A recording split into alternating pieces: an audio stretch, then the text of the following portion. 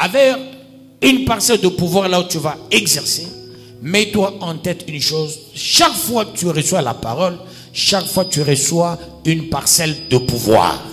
Et la parcelle, demain toi-même tu verras comment est-ce que Dieu fera de toi. Autant de parcelles, partout dans le monde. Une maison à Kinshasa, une maison à Lubumbashi, une maison à Cambove, une maison en Zambie, en Tanzanie, une maison au Rwanda. D'ailleurs, vous, il faut que quelqu'un parmi vous, tout ce que Kagame, ce fou-là, est en train de faire, il faut qu'un jour que Dieu touche quelqu'un parmi vous qui allait même diriger le Rwanda. Parce que ce sont des fous. Vous voyez, dans la folie de Kagame, pour dire il est arrivé aux abois à la fin.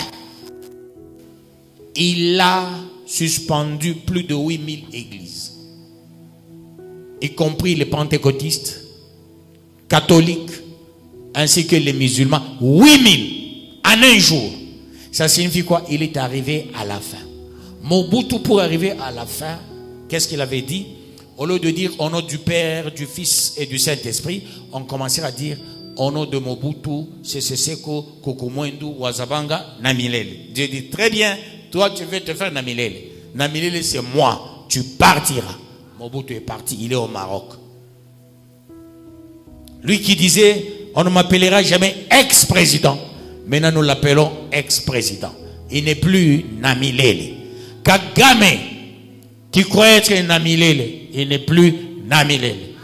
Voyez, en politique militaire, il y a des principes quasi importants. Les principes d'envahissement des contrées et aussi de s'imposer dans un laps de temps. Vous comprendrez une chose. Kagame, il a fait 2 ans, il n'a pas encore pris Goma. Or, on n'a pas un président militaire. Du temps du président militaire Kagame, rappelez-vous, Kagame avait pris Goma. À cette époque-là, celui qui était le gouverneur, c'est l'autre ici qui est ministre, un monsieur aussi extrêmement intelligent, Julien Paluku. Il avait fouillé. On a dévalisé la banque par le M23.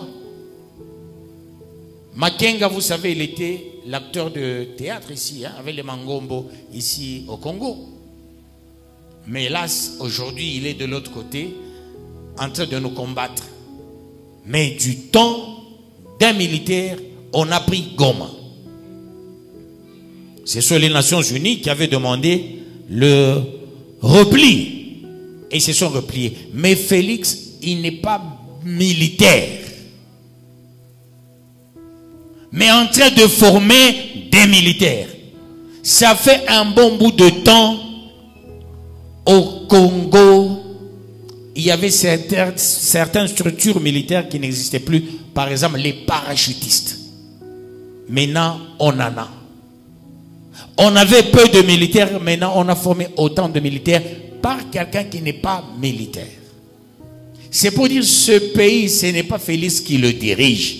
Ce pays, c'est Dieu par nous. Nous dirigeons ce pays. Même Félix, là où il est, il s'étonne. Il dit, on ne prend pas Goma jusqu'à aujourd'hui. Comment? Comment? Voyez l'aventurier là, le blanc des Nations Unies. Le secrétaire à l'époque, il avait dit, on ne comprend pas. Ces gens, ils ont un armement qui dépasse le nôtre.